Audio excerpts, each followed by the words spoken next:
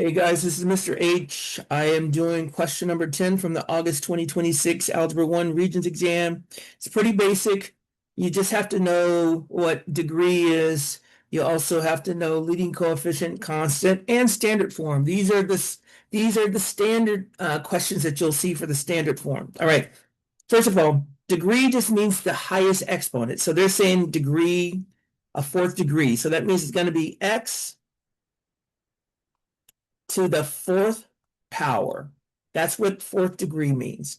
Leading coefficient of 8, that means that this is going to be the highest exponent, and the leading coefficient is the coefficient of the highest exponent term, right?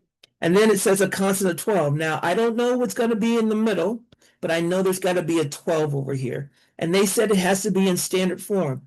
And standard form just means you go from the highest exponent to the lowest exponent.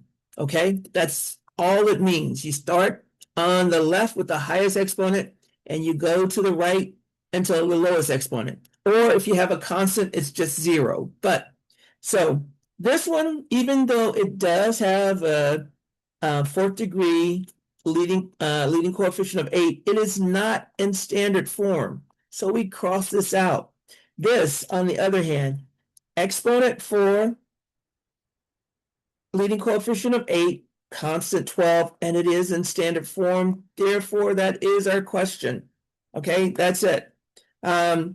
This is not in standard form. This is in standard form, and it's a degree of 3 with a leading coefficient of 8 and a constant of 12.